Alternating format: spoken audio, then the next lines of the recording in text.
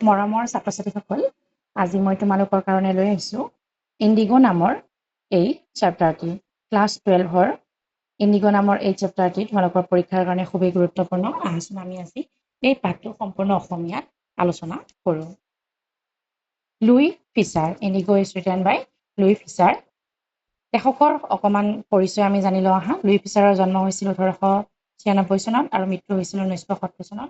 তেওঁৰ জন্ম হৈছিল ফিলাডেলফিয়াত। 1918 চনৰ পৰা 1920 চনৰ মাজত তেওঁ ব্ৰিটিছ সেনাবাহিনীত স্বেচ্ছাসেৱক হিচাপে সেৱা আগবঢ়াইছিল। ফিচাৰে সাংবাদিক হিচাপে কেৰিয়াৰ গঢ়িছিল আৰু the New York times, the Saturday review আৰু ইউৰোপীয় আৰু এছিয়ান প্ৰকাশনত লেখা-মেলা কৰিছিল। তেওঁ প্ৰিন্সটন বিশ্ববিদ্যালয়ত ফেকাল্টিৰ সদস্যও আছিল। এই পাঠটো the life of Mahatma Gandhi নামৰ গ্ৰন্থখনৰ পৰা লোৱা হৈছে। এই কিতাপখন টাইমছ এডুকেশ্যনেল ছাপ্লিমেণ্টৰ দ্বাৰা গান্ধীৰ বিষয়ে লিখা শ্ৰেষ্ঠ এখন গ্ৰন্থ হিচাপে সমালোচনা আগবঢ়োৱা হৈছিল। মনত ৰাখিবা, তেওঁৰ the life of Mahatma Gandhi নামৰ কিতাপখনৰ পৰা এই লেচনটো তুলি অনা হৈছে। আহাচোন আমি অসমীয়াত এই লেচনটো পঢ়িবলৈ আৰম্ভ কৰোঁ। 1942 চনত মধ্য ভাৰতৰ সেৱাগ্ৰামত মই যেতিয়া গান্ধীক প্ৰথমবাৰ সাক্ষাৎ কৰিছিলোঁ, তেওঁ কৈছিল, ব্ৰিটিছসকলক প্ৰস্থান কৰিবৰ বাবে ক'বলৈ মই কিদৰে সিদ্ধান্ত লৈছিলোঁ সেই কথা মই আপোনাক কওঁ। এইটো 1917 চনৰ কথা। অৰ্থাৎ লুই ফিচাৰে যেতিয়া মহাত্মা গান্ধীক লগ পাইছিল সেৱাগ্ৰামত, তেতিয়া তেওঁ সাক্ষাৎকাৰত এই ইণ্ডিগো সেই ঘটনাখিনিৰ বিষয়ে তেওঁ কৈছিল। তেওঁ 1916 চনৰ ডিচেম্বৰত লক্ষ্ণৌত ভাৰতীয় জাতীয় কংগ্ৰেছৰ বাৰ্ষিক অধিৱেশনলৈ গৈছিল। তাত 2301জন প্ৰতিনিধি আৰু অসংখ্য অতিথি আছিল। কাৰ্যবিৱৰণিৰ সময়ত গান্ধীয়ে কৈছিল, মোৰ ওচৰলৈ এজন কৃষক আহিছিল, যিজন ভাৰতৰ অন্য কৃষকসকলৰ দৰে দুখীয়া আৰু দুৰ্বলচিতীয়া আছিল। তেওঁ কৈছিল, মই হলো ৰাজকুমাৰ শুক্লা। মই চম্পাৰণৰ পৰা আহিছোঁ আৰু আপুনি মোৰ জিলালৈ যোৱাটো বিচাৰোঁ। গান্ধীয়ে এই ঠাইখনৰ কথা কেতিয়াও শুনা নাছিল। ঠাইখন নেপাল ৰাজ্যৰ ওচৰত হিমালয় পৰ্বতৰ পাদদেশত আছিল। এটা প্ৰাচীন ব্যৱস্থাৰ অধীনত চম্পাৰণৰ কৃষকসকলৰ আধিয়াৰ আছিল। ৰাজকুমাৰ শুক্লা তেওঁলোকৰ মাজৰে এজন আছিল। তেওঁ অশিক্ষিত আছিল, কিন্তু দৃঢ় স্থিতিৰ লোক আছিল। তেওঁ কংগ্ৰেছৰ অধিৱেশনলৈ বিহাৰৰ জমিদাৰী ব্যৱস্থাৰ অনিয়মৰ বিষয়ে অভিযোগ দিবলৈ আহিছিল আৰু কোনোবাই তেওঁক সম্ভৱতঃ কৈছিল গান্ধীৰ লগত কথা পাতা। গান্ধীয়ে শুক্লাক ক'লে যে তেওঁ কানপুৰত এক নিযুক্তি ঠিক হৈ আছে আৰু তেওঁ ভাৰতৰ অন্যান্য প্ৰান্তৰলৈও যাবলৈ প্ৰতিশ্ৰুতিবদ্ধ। সকলোবোৰ ঠাইলৈকে শুক্লা গান্ধীৰ লগত গৈছিল।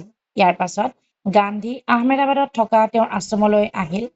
কেইবা সপ্তাহ ধৰি শুক্লাই গান্ধীৰ লগ নেৰিলে।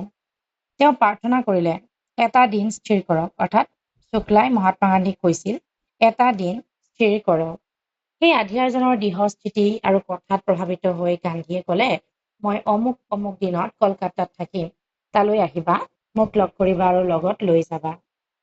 বহু মাহ পাৰ হ'ল। গান্ধীয়ে যেতিয়া কলকাতাত উপস্থিত হ'বলগৈ, শুক্লাই তেতিয়া নিৰ্ধাৰিত স্থানত বহি আছিল আৰু তেওঁ গান্ধী আজৰি হোৱালৈকে অপেক্ষা কৰিছিল। তাৰ পাছত বিহাৰৰ পাটনালৈ যাবৰ বাবে দুয়ো ৰেলত উঠিছিল। তাত শুক্লাই গান্ধীক ৰাজেন্দ্ৰ প্ৰসাদ নামৰ এজন অধিবক্তাৰ ঘৰলৈ লৈ গৈছিল, যিজন পাছলৈ কংগ্ৰেছ দলৰ সভাপতি আৰু ভাৰতৰ ৰাষ্ট্ৰপতি হৈছিল। ৰাজেন্দ্ৰ প্ৰসাদ নগৰৰ বাহিৰলৈ গৈছিল, কিন্তু লগুৱাবোৰে শুক্লাক এজন দৰিদ্ৰ কৃষক হিচাপে জানিছিল, যিজনে সিহঁতৰ মালিকক নীলা ৰঙৰ আধিয়াৰসকলক, অৰ্থাৎ নীলৰ যি আধিয়াৰ আছিলে, অৰ্থাৎ ইণ্ডিগো খেতিৰ যি আধিয়াৰ আছিলে, সেইসকলক সহায় কৰিবৰ বাবে বাৰম্বাৰ কৈছিল। তোমালোকে জানানে, আগতে ইণ্ডিগো আমি যি কাপোৰত নীল দিওঁ, সেই নীলৰ আগতে খেতি কৰা হৈছিল আৰু এই চম্পাৰণৰ ঘটনাটো সেই নীল খেতিৰ আধিয়াৰসকলৰ সৈতে জড়িত। সেইকাৰণে তেওঁ তেওঁৰ সংগী গান্ধীক তেওঁৰ সৈতে মাটিত বহুৱাই দিছিল। কোনে? ৰাজেন্দ্ৰ প্ৰসাদৰ ঘৰৰ যিজন লগুৱা আছিলে, তেওঁ মহাত্মা গান্ধীক এজন দৰিদ্ৰ কৃষক বুলি ভাবি তেওঁকো মাটিত বহুৱাইছিল। এইটো ধৰি লৈ যে গান্ধীও তেওঁলোকৰ দৰে এজন কৃষক আছিল।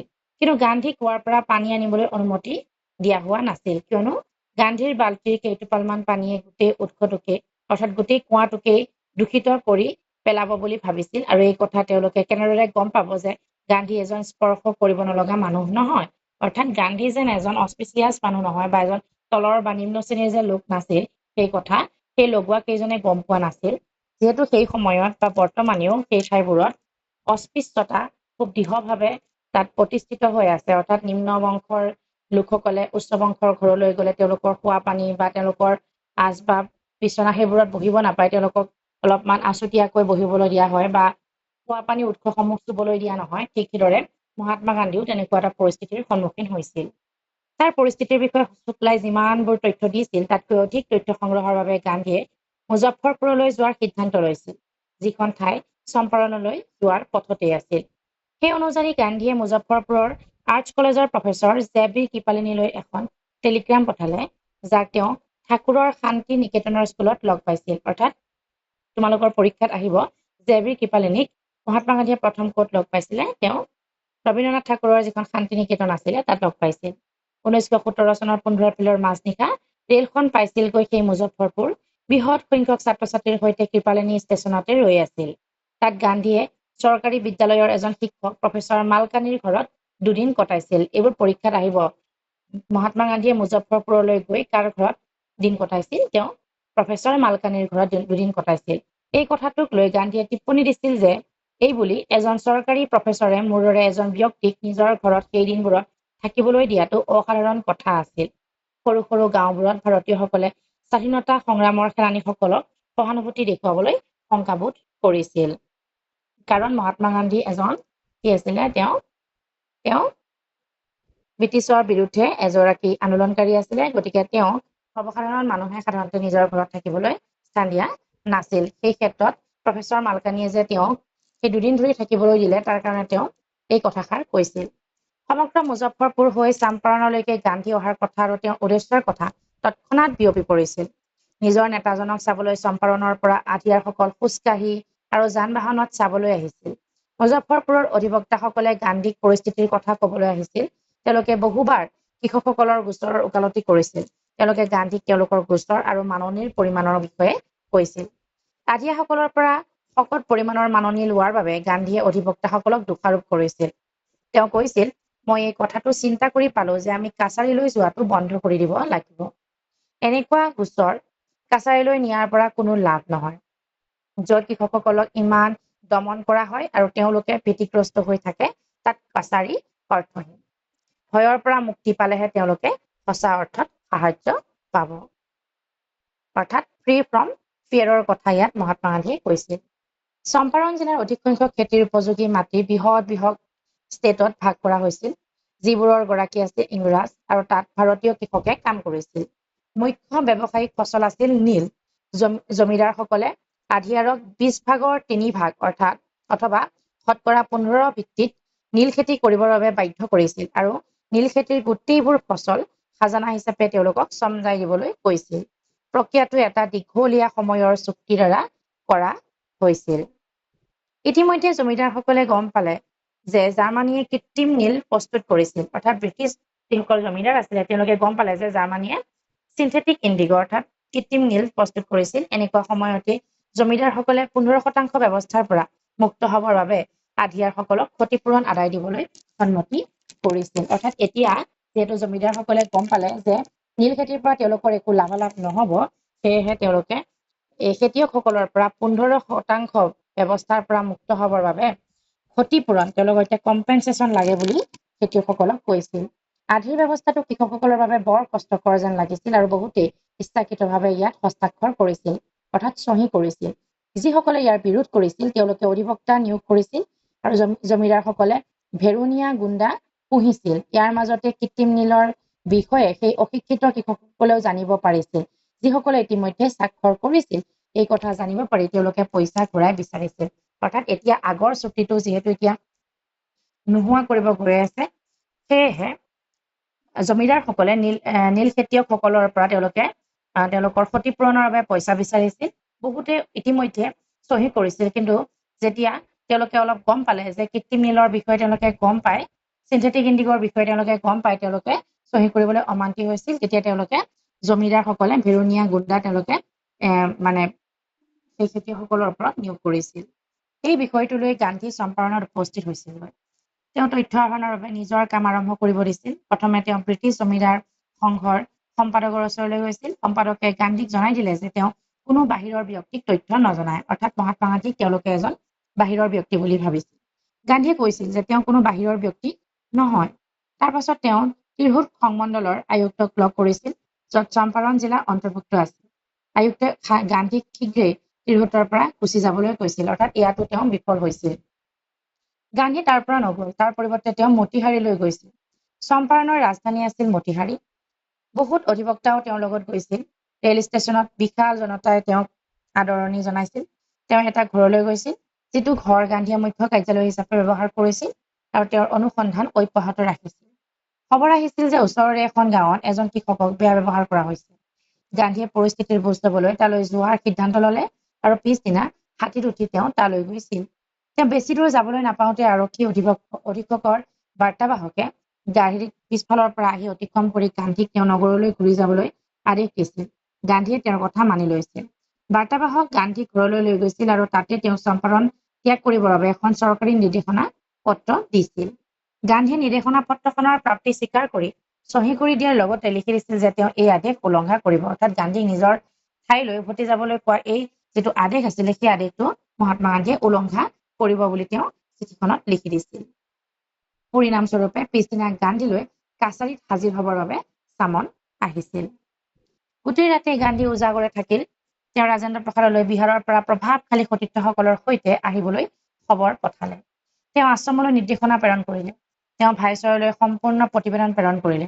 পোৱা দেখা গ'ল মতিহাৰী টাউন কৃষকেৰে কলা হৈ পৰিল। তেওঁলোকে দক্ষিণ আফ্ৰিকাত গান্ধীৰ বৰঙণিৰ বিষয়ে একো জনা নাছিল। অৰ্থাৎ ইতিমধ্যে মহাত্মা গান্ধীয়ে দক্ষিণ আফ্ৰিকাৰ লোকসকলৰ কাৰণে তেওঁ সেই দক্ষিণ আফ্ৰিকাৰ স্বাধীনতা সংগ্ৰামত তেওঁ অংশগ্ৰহণ কৰি আহিছিল, কিন্তু সেই বিষয়ে সেই সময়ৰ সেই চম্পাৰণৰ লোকসকলে বিশেষ জনা নাছিল।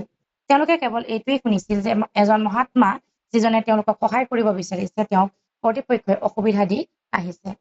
কাছাৰীৰ বাহিৰত তেওঁলোকৰ হাজাৰজনৰ স্বতঃস্ফূৰ্ত বিক্ষোভ আছিল। ব্ৰিটিছৰ প্ৰতি থকা ভয়ৰ পৰা মুক্তিৰ আৰম্ভণি। এই যিটো ডেমনষ্ট্ৰেশ্যন আছিলে, ইমানবোৰ লোক যে কোৰ্টৰ বাহিৰত যে থিয় হৈছিল, গোট খাইছিল, এইটোৱে আছিলে ব্ৰিটিছৰ প্ৰতি থকা তেওঁলোকৰ ভয়ৰ পৰা মুক্তিৰ আৰম্ভণি। গান্ধীৰ সহযোগ অবিহনে বিষয়াসকল শক্তিহীন হৈ পৰিছিল। তেওঁ বিশাল জনতাক নিয়ন্ত্ৰণ কৰাত সহায় কৰিছিল। তেওঁৰ ব্যৱহাৰ আছিল নম্ৰ আৰু বন্ধুত্বপূৰ্ণ। তেওঁ সেইসকলক দেখুৱাই দিলে যে তেওঁলোকৰ ভয়, ভীতি আৰু অপ্ৰতিৰোধ্য শক্তিক ভাৰতীয়ই প্ৰত্যাহ্বান জনাব পাৰে। চৰকাৰ বিচলিত হৈ পৰিছিল। চৰকাৰী অধিবক্তাই মোকদ্দমা স্থগিত ৰাখিবৰ বাবে ন্যায়াধীশক অনুৰোধ জনাইছিল। স্পষ্টকৈ বিষয়াবৰ্গই তেওঁলোকৰ জ্যেষ্ঠ বিষয়াসকলৰ লগত আলোচনা কৰিব বিচাৰিছিল। পলম হোৱাত গান্ধীয়ে প্ৰতিবাদ কৰিছিল। তেওঁ যে দোষী হয় সেই সন্দৰ্ভত স্বীকাৰোক্তি পাঠ কৰি দিছিল। তেওঁ ন্যায়াধীশক ক'লে যে তেওঁ পৰস্পৰ বিৰোধ কামত জড়িত হৈ পৰিছে। এহাতে আইন উলংঘাকাৰীৰ ৰূপত এটা বেয়া উদাহৰণ নৰখা আৰু আনহাতে মানৱতাবাদী আৰু দেশৰ সেৱা কৰা যি উদ্দেশ্যৰে তেওঁ আহিছিল, তেওঁ আঁতৰি যোৱাৰ আদেশ মানি লোৱা নাছিল। এই কাৰণে যে আইনৰ জীৱনৰ সৰ্বোত্তম ন্যায়ৰ আজ্ঞা পালনৰ বাবে আৰু অন্তৰাত্মাৰ শব্দ শুনিহে এনে কৰিছে, তেওঁ উপযুক্ত শাস্তি দিবলৈ ক'লে। অৰ্থাৎ মহাত্মা গান্ধীয়ে নিজৰ দোষটো স্বীকাৰ কৰিছিল। দণ্ডাধীশে ঘোষণা কৰিলে যে তেওঁ 2 ঘণ্টাৰ পাছত দণ্ডৰ কথা ঘোষণা কৰিব আৰু গান্ধীক সেই 120 মিনিট সময়ৰ বাবে জামিন দিবলৈ ক'লে। গান্ধীয়ে নাকচ কৰাত ন্যায়াধীশে তেওঁক জাননী নোহোৱাকৈয়ে মুক্ত কৰি দিলে, অৰ্থাৎ জামিন নোহোৱাকৈয়ে তেওঁ মুক্ত কৰি দিলে। আদালত যেতিয়া পুনৰ আৰম্ভ হ'ল, ন্যায়াধীশে ক'লে যে তেওঁ কেইবাদিনলৈকে ৰায়দান কৰিব নোৱাৰিব, সেয়েহে তেওঁ গান্ধীক স্বাধীনভাৱে থাকিবলৈ অনুমতি দিলে। ৰাজেন্দ্ৰ প্ৰসাদ, ব্ৰিজ কিশোৰ বাবু, মৌলানা মজৰুল হক আৰু কেইবাজনো প্ৰসিদ্ধ অধিবক্তা বিহাৰৰ পৰা আহিছিল। তেওঁলোকে গান্ধীৰ লগত আলোচনা কৰিলে। গান্ধীয়ে সুধিলে যে যদিহে তেওঁক জেললৈ প্ৰেৰণ কৰাৰ ৰায় দিয়ে, তেতিয়া তেওঁলোকে কি কৰিব? এজন জ্যেষ্ঠ অধিবক্তাই উত্তৰ দিছিল যে তেওঁক পৰামৰ্শ দিবলৈ আৰু সহায় কৰিবৰ বাবে তেওঁলোক আহিছে। তেওঁ যদি জেললৈ যায়, তেতিয়া তেওঁলোকে পৰামৰ্শ দিবলৈ আৰু কোনো নাথাকিব আৰু তেওঁলোক ঘৰলৈ ঘূৰি যাব। অৰ্থাৎ মহাত্মা গান্ধী যেতিয়া তেনেকে সুধিছিল, তেতিয়া এজন জ্যেষ্ঠ অধিবক্তাই ক'লে যে তেওঁলোকে যিহেতু মহাত্মা গান্ধীক সহায় কৰিবলৈ আহিছিল আৰু পৰামৰ্শ দিবলৈ আহিছিল, এতিয়া মহাত্মা গান্ধীয়ে যদি জেললৈ যাব লগা হয়, তেতিয়াহ'লে তেওঁলোক কি কৰিব? সেয়েহে তেওঁলোক ঘৰলৈ ঘূৰি যাব। অধিবক্তাসকলৰ প্ৰতি অবিচাৰৰ কি হ'ব সেই বিষয়ে গান্ধীয়ে জানিব বিচাৰিছিল। অধিবক্তাসকলে গুণা গাথা কৰিবৰ বাবে এফালে আঁতৰি গৈছিল। তেওঁলোকৰ মাজত হোৱা আলাপ আলোচনাৰ বিষয়ে ৰাজেন্দ্ৰ প্ৰসাদে ক'লে তেওঁলোকে ভাবিলে যে এজন অচিনাকি ব্যক্তি হৈও গান্ধীয়ে কৃষকসকলৰ স্বাৰ্থত জেললৈ যাবলৈ সাজু হৈছে। আনহাতে তেওঁ যিজন ওচৰ পাজৰৰ জিলাৰ নিবাসী নহয়, তৎসত্বেও এই কৃষকসকলৰ স্বাৰ্থত কাম কৰাৰ দাবী কৰিছে। ঘৰলৈ গুচি গলে তেতিয়া বৰ লাজৰ কথা হব। অৰ্থাৎ এই অধিবক্তাসকল যদি যেতিয়া ঘৰলৈ গুচি যায় তেতিয়াহ'লে বৰ লাজৰ কথা হ'ব। কাৰণ মহাত্মা গান্ধী এজন অচিনাকি ব্যক্তি হৈও তেওঁ কৃষকসকলৰ কাৰণে তেওঁ জেললৈ যাবলৈ সাজু হৈছিল। সেইমতে তেওঁলোক পুনৰ গান্ধীৰ ওচৰলৈ গৈছিল আৰু কৈছিল যে গান্ধীৰ লগতে তেওঁলোকো জেললৈ যাবলৈ সাজু। আৰু তেতিয়াই মহাত্মা গান্ধীয়ে সেই বিখ্যাত উক্তিটো কৈছিল যে চম্পাৰণৰ যুঁজত জয়ী হল, অৰ্থাৎ চম্পাৰণৰ যুঁজত জয় হল। The battle of Champaran is won, এই কথাষাৰ তেওঁ কৈছিল। তেওঁ চিঞৰি উঠিল। তাৰ পাছত এটুকুৰা কাগজত ক্ৰমানুসাৰে দুজনকৈ ব্যক্তিৰ নাম লিখিলে, যি ক্ৰমানুসাৰে গ্ৰেপ্তাৰ বৰণ কৰিব। কিছুদিনৰ পাছত গান্ধীয়ে দণ্ডাধীশৰ পৰা এটা লিখিত বাৰ্তা পালে, য'ত এই কথা উল্লেখ আছিল যে ৰাজ্যৰ লেফটেনেণ্ট গভৰ্ণৰে গোচৰটো সমাপ্ত কৰাৰ সিদ্ধান্ত লৈছে। আধুনিক ভাৰতত অসামৰিক বিদ্ৰোহৰ প্ৰথমবাৰলৈ জয় হল। এতিয়া গান্ধী আৰু অধিবক্তাসকলে কৃষকসকলৰ অভিযোগত সন্দৰ্ভত বিস্তৃত অনুসন্ধান আৰম্ভ কৰিলে। প্ৰায় 10,000 কৃষকে স্বীকাৰোক্তি লিখি দিলে আৰু অন্যান্য তথ্যৰ বিষয়ে উল্লেখ কৰিলে। তথ্য পাতি একগোট কৰা হল। সমগ্ৰ অঞ্চলটোত অনুসন্ধানকাৰী আৰু জমিদাৰৰ বিৰোধিতাত হুলস্থুলৰ সৃষ্টি হল। জুন মাহত লেফটেনেণ্ট গভৰ্ণৰ ছাৰ এডৱাৰ্ড গেইটৰ সৈতে মিলিত হ'বৰ বাবে গান্ধীৰ নিৰ্দেশ আহিল। যোৱাৰ পূৰ্বে তেওঁ নিজৰ অগ্ৰণী সঙ্গীসকলক লগ কৰিলে আৰু যদিহে গান্ধী ঘূৰি নাহে পুনৰ অসামৰিক বিক্ষোভৰ বাবে বিস্তৃত আঁচনি যুগুত কৰিলে। লেফটেনেণ্ট গভৰ্ণৰৰ লগত গান্ধীৰ 4বাৰ সাক্ষাৎ হল, যাৰ পৰিণামস্বৰূপে নীলখেতিৰ আধিয়াসকলৰ অৱস্থাৰ বুজ লবৰ বাবে এখন আয়োগ গঠন কৰি দিলে। এই আয়োগত জমিদাৰ, চৰকাৰী বিষয়া আৰু সকলো কৃষকৰ প্ৰতিনিধি স্বৰূপে গান্ধী অন্তৰ্ভুক্ত হল। গান্ধী আৰম্ভণিতে চম্পাৰণত একেৰাহে 7 মাহ আছিল আৰু পাছত কিছুদিনৰ অন্তত গৈছিল। এজন অশিক্ষিত কৃষকৰ বাবে আবেদনৰ ভিত্তিত তেওঁ হঠাতে এই আশা লৈ গৈছিল যে কেইটামান দিনৰ ভিতৰতে ইয়াৰ সমাপ্তি ঘটিব, কিন্তু তাত গান্ধীৰ জীৱনৰ প্ৰায় এবছৰ লাগি গল। চৰকাৰী অনুসন্ধানত জমিদাৰসকলৰ বিৰুদ্ধে তথ্য দম বান্ধিছিল আৰু তেওঁলোকে এইবোৰ দেখি নীতিগতভাৱে কৃষকসকলৰ পইচা ঘূৰাই দিবলৈ সন্মত হৈছিল। তেওঁলোকে গান্ধীক সুধিলে, কিন্তু আমি কিমান টকা দিম? তেওঁলোকে ভাবিছিল যে সেই গোটেই পইচা বিচাৰিব যিখিনি টকা তেওঁলোকে কৃষকসকলৰ পৰা অবৈধ আৰু প্ৰবঞ্চনাৰে লুট কৰিছিল। কিন্তু মহাত্মা গান্ধীয়ে কেৱল 50% বিচাৰিলে। এই ক্ষেত্ৰত তেওঁ দৃঢ় আছিল। এই সমগ্ৰ ঘটনাৱলী অতি ওচৰৰ পৰা নিৰীক্ষণ কৰি থকা যিজন চম্পাৰণত ব্ৰিটিছ মিছনাৰী আছিল, সেইজন ৰেভাৰেণ্ড জেড হোগে এই কথা লিখিছিল। এইটো ভাবিছিল সম্ভৱতঃ তেওঁ স্থিতিত অটল থাকিব। জমিদাৰৰ প্ৰতিনিধিয়ে 25% ঘূৰাই দিয়াৰ প্ৰস্তাৱ দিছিল আৰু গান্ধীয়ে সেই প্ৰস্তাৱ মানি লোৱাত অচলাৱস্থা দূৰ কৰিছিল। আয়োগে এই বুজাবুজি সৰ্বসন্মতিক্ৰমে মানি ললে। গান্ধীয়ে কৈছিল যে ঘূৰাই দিয়া কথাটো ইমান উল্লেখযোগ্য নহয়, যিমান উল্লেখযোগ্য এই কথাটো যে জমিদাৰসকলে কিছু পইচা ঘূৰাই দিব লগা আৰু ইয়াৰ লগে লগে অলপ হলেও নিজৰ আত্মসন্মান ত্যাগ কৰিবলৈ বাধ্য হল। অৰ্থাৎ কিমান টকা ঘূৰাই দিছে এইটো ডাঙৰ কথা নহয়। ডাঙৰ কথাটো হল যে জমিদাৰসকলে অলপ হলেও তেওঁলোকৰ আত্মসন্মান ত্যাগ কৰিবলৈ বাধ্য হল আৰু তেওঁলোকে কৃষকসকলক পইচা ঘূৰাই দিবলৈ বাধ্য হল। এতিয়া কৃষকসকলে বুজি পালে যে তেওঁলোকৰ অধিকাৰ আছে আৰু সেই অধিকাৰৰ ৰক্ষা কৰাৰ মানুহো আছে। তেওঁলোকে সাহস পাই গল। ঘটনাক্ৰমবোৰে গান্ধীৰ মৰ্যাদাৰ সুবিচাৰ কৰিলে। কেইবছৰমানৰ ভিতৰতে ব্ৰিটিছ প্লেণ্টাৰসকলৰ ভূ সম্পত্তিবোৰ কমি আহিল আৰু সেইবোৰ কৃষকৰ হাতলৈ গুচি গল। নীলখেতিৰ আধিয়াৰৰ সমাপ্তি ঘটিল। অৰ্থাৎ এইদৰে মহাত্মা গান্ধীয়ে নীলখেতিৰ আধিয়াৰৰ যি বন্দোবস্তি আছিলে সেই বন্দোবস্তি সমাপ্ত কৰিছিল। গান্ধীয়ে কেতিয়াও বৃহৎ ৰাজনৈতিক অথবা আৰ্থিক সমাধানত সন্তুষ্ট নহৈছিল। তেওঁ চম্পাৰণৰ গাঁওবোৰত সামাজিক আৰু সাংস্কৃতিকভাৱে পিছপৰা কথাটো লক্ষ্য কৰিছিল আৰু শীঘ্ৰেই এই ক্ষেত্ৰত কিবা এটা কৰিব বিচাৰিছিল। তেওঁ শিক্ষকৰ বাবে আহ্বান জনালে।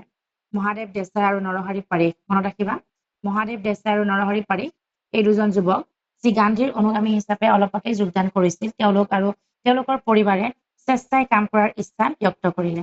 বম্বে, পুনা আৰু অন্যান্য দূৰস্থানৰ পৰা বহুতো আগবাঢ়ি আহিল।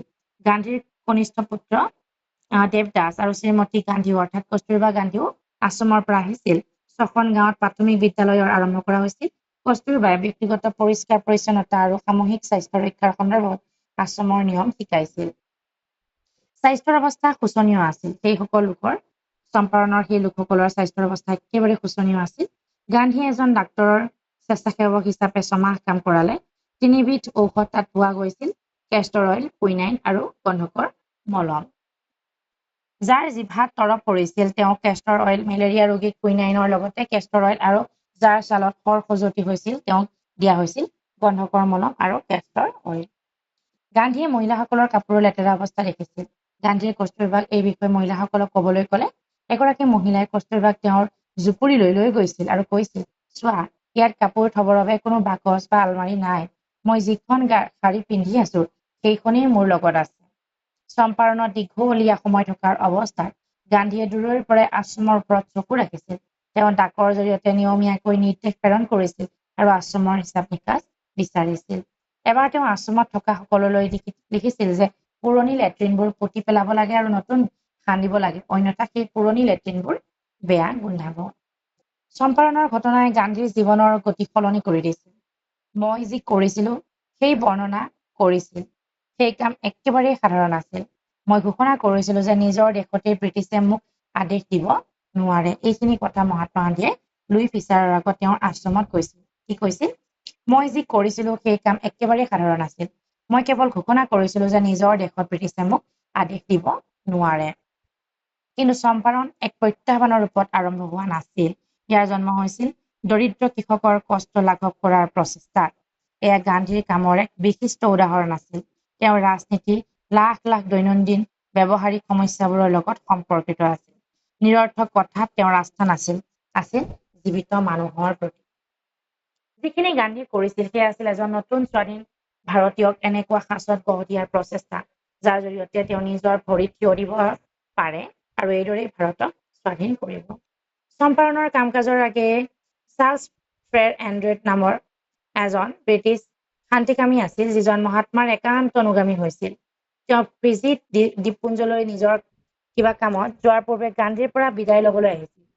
গান্ধীৰ অধিবক্তা বন্ধুসকলে ভাবিলে যে চম্পাৰণত থাকি তেওঁলোকক সহায় কৰাটো এনডিঅ'ৰ বাবে ভাল কথা হ'ব।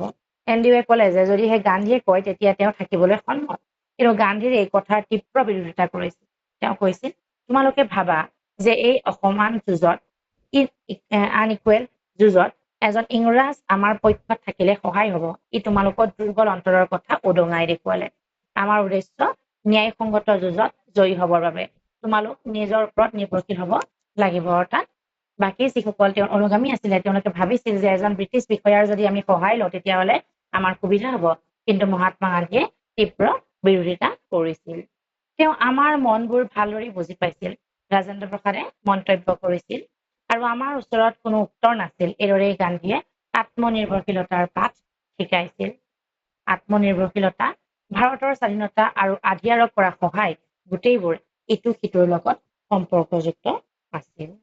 ধন্যবাদ।